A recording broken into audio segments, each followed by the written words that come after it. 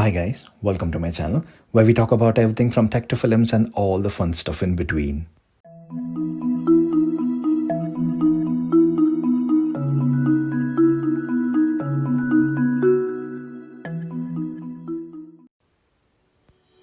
Let's do something different in today's video.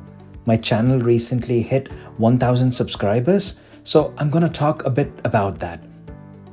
I would like to cover right from the beginning about how I started my YouTube channel, what equipment I used, when my channel crossed the 4000 watch hours and the 1000 subscribers, and how long it took for my channel to get approved to the Google's partner program and what happens after that. My main intention about talking about this in this video is to provide my experiences, hoping that it would help all fellow budding YouTubers. So please be subscribed to my channel guys and do support me so I can continue making videos like this. Let's get on with the first point on my list, how I started my YouTube channel. See, I was a tech fanatic right from as far as I can recollect. I must admit that Apple was the one which changed my perspective forever, and I still relive those moments of using the iPod for the first time. My experience with Apple only got even more exciting when Steve Jobs waved us all with his announcement of that most important gadget in our known history, the iPhone. Everything changed after that. And with the introduction of iPad, I saw this new type of profession being defined called vlogging. I was there when iJustine unboxed her 200-page phone bill. I was there when PvP went viral with his cake spank prank.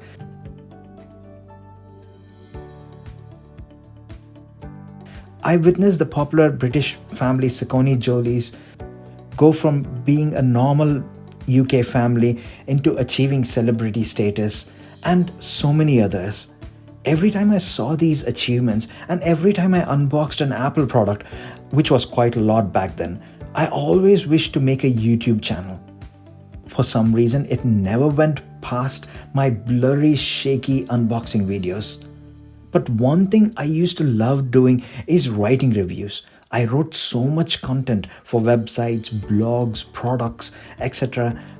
I even got quite a lot of views for the stuff which I wrote, but nothing which could gain me any followers, as all of that was on other websites and blogs.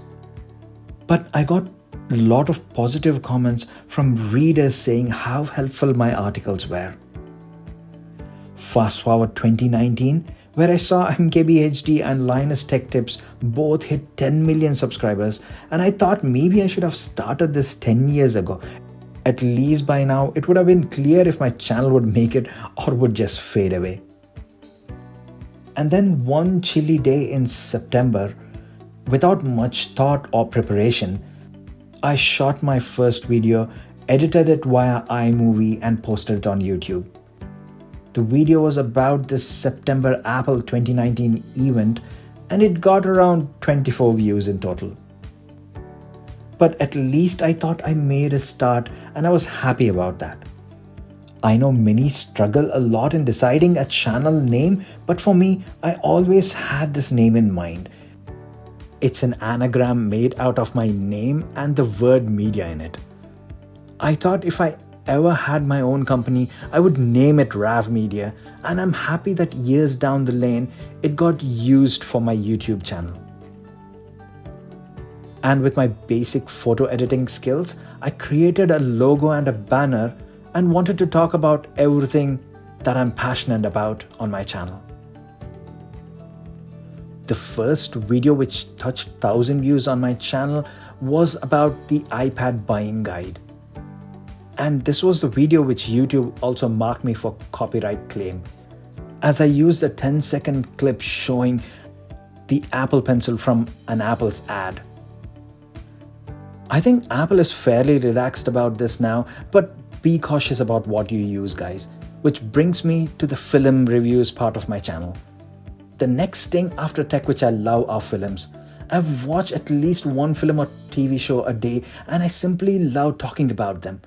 I've written in-depth reviews about so many of them on IMDb, and I also got lots of views for my reviews which I compiled. So I wanted to talk about that on my channel as well. I did try a few, but they were marked for copyright claim again. It's just a claim and not a strike, but I didn't know how to get rid of that or obtain permissions so that I could use the clips. I follow channels like Chris Tuckman and Jeremy Jans, where they use clips from movies all the time. And when I did the same, despite being cautious and not using them more than 15 seconds at a time, the video still got marked. Out of all of them, some are fairly reliant and some are not. For example, Warner Brothers is the most sensitive one. I just showed a 3-second clip from Interstellar playing on my iPad and they still flagged it up. I think you need to apply for some press kits or permissions in order to use trailer promos in your channel. If anyone has any information on this, please mention in the comments down below. It will be really helpful for me. So the idea was to make videos mostly about tech and films, and it ended up being a lot of tech for now. See, 2019 was the year where I had to upgrade my iPad. I was using the iPad Air Gen 1 and it was getting very slow. So I did a bit of research and considered all the options and went for the iPad Air 3. I cover my decision-making process and my experiences with this device in depth on my channel. I will link the playlist below if you wish to check it out. And then the devices slowly kept adding on. First it was the iPhone 11 Pro Max, then it was the AirPods 2, and then the iPad Pro 2020, and hopefully more products in the future. So that basically sums up my reason behind starting the channel and the direction which I wanted to take with it. Next, let's look at the equipment which I have used. It goes without saying that you need a decent camera, at least one which shoots in full HD. I have a few old ones, including a DSLR, and whilst I was searching for a new camera, I had a chance to upgrade to the iPhone 11 Pro Max. I was previously using the iPhone 10 and immediately out of the box, using the new camera system on the new phone, I could see an immense difference. The camera system on the iPhone 11 Pro series is simply brilliant. It provides decent results, allowing you to record at 4K up to 60 frames per second. And the way the optical stabilization works is just brilliant. I think rather than investing on a dedicated camera, if you haven't got one already, I would suggest to try the iPhone 11 Pro and see the results first. And it's not just the camera, but the built-in mic quality is brilliant as well.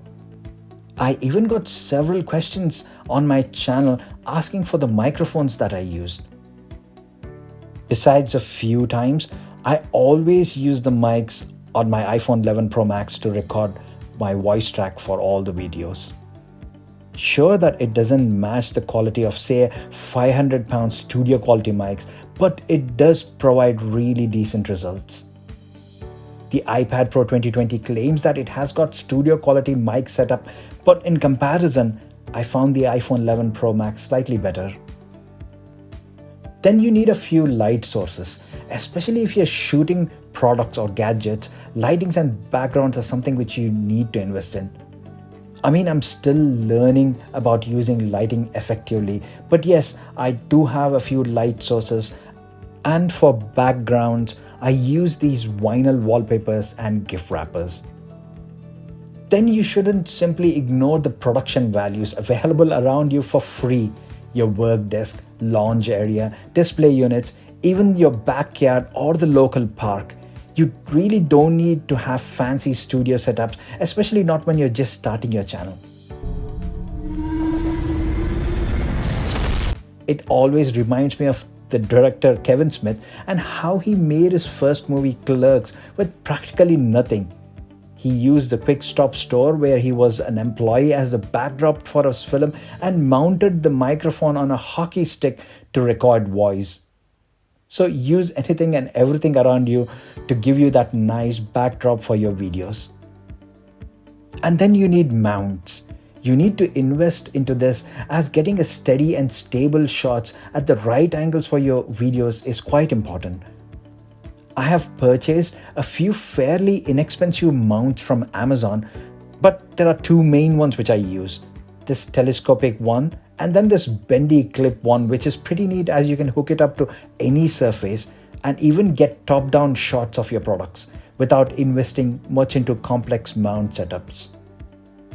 One downside with this is that it's quite wobbly, so once I set it up, I do not touch the camera or the phone and just use a remote shutter button to record and pause.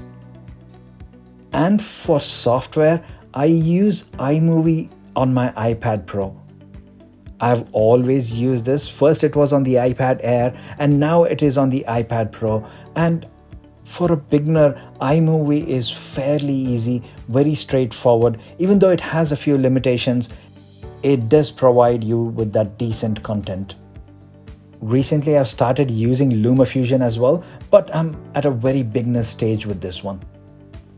Do comment down below if you want me to show my entire process of shooting a video and editing it in my future videos. So that's the equipment bit done. Next, let's get down to YouTube milestones. When I hit that 4,000 watch hours and 1K subscribers. Honestly, when I started my channel, I did not look into this requirement. I was passionate about the stuff I wanted to talk about it, and I just went with that. It was my wife who briefly mentioned the number 4,000, and I didn't pay much attention to it at that time. I'm sure that most of you already know how YouTube works. If you hit a certain milestone in terms of views and subscribers, you get to show ads on your videos and earn money based on that. It was not until later that I read about this requirement in detail, and it was 4,000 hours. So this is hours and not minutes. It is equivalent to running a video non-stop for almost half a year. That's a lot of time. And then you need 1,000 subscribers to be able to qualify along with that 4,000 watch hours. Views wise, my iPad buying guide video was the first one to cross 1,000 views. Then the iPad Air 3 in-depth review video was the first to cross 2,000 views, and then 5,000 views in the span of a month. First 100 subscribers was in February, which is full 5 months since I started my channel. And on 23rd May, 8 months since I started my channel, I crossed the 4,000 public watch hour requirement. So yes guys, I met that watch hours requirement first before my channel could hit the subscribers requirement. Views wise, my iPad Air in-depth review video crossed 15k views and I hit 500 subscribers in June. My 5 things which I love and hate about the iPad Air 3 video crossed over 20,000 views and currently is the top viewed video on my channel. And then comes July. Around 19th July, it bought me 900 subscribers, and Thursday, 30th July, got me the 1,000 subscribers with 8,000 public watch hours at that time. Next, let's look at what happened next and how long it took for my channel to be approved to the Google Partners Program. As soon as I met the Google's requirement, the monetization section shows apply link, so you can join Google Partners Program, which allows you to show ads on your videos. There are 3 steps to this. First, you need to review the terms and conditions and accept them. Then you need to set up Google AdSense account, and then once the account is in place, your channel will be submitted for reviewing. The first step is fairly straightforward. You just agree to the terms and conditions and submit, which takes you straight to the AdWords account creation. Now here, if you already have an AdWords account, you can link it to your YouTube account and save some time.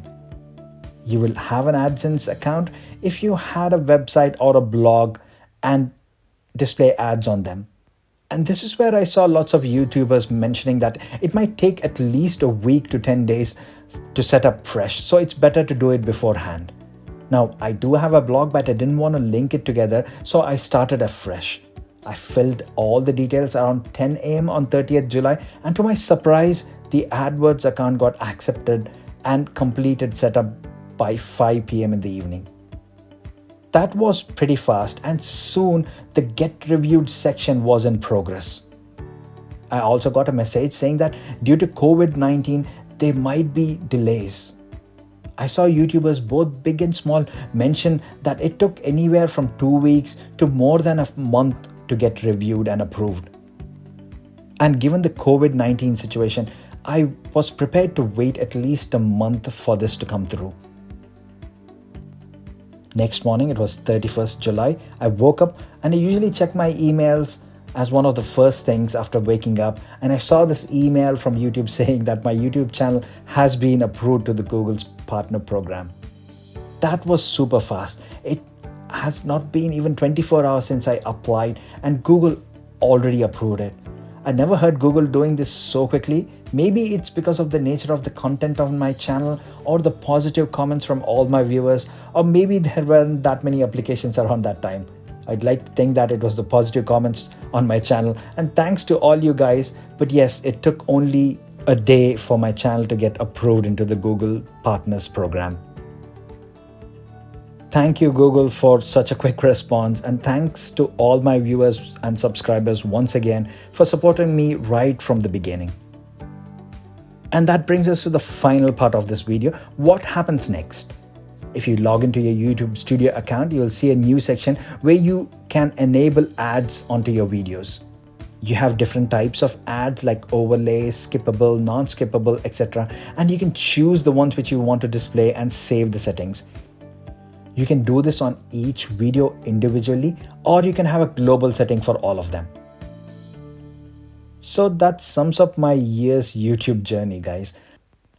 I would surely make another video in future on how my channel is performing, but for now I request all you guys to please support my channel by subscribing to it.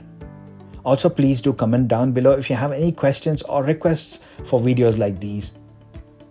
I hope you enjoyed this video, and if you did, please drop a like down below. That's all for now, guys. Thanks a lot for staying with me until the end. I will see you in my next video. Bye for now.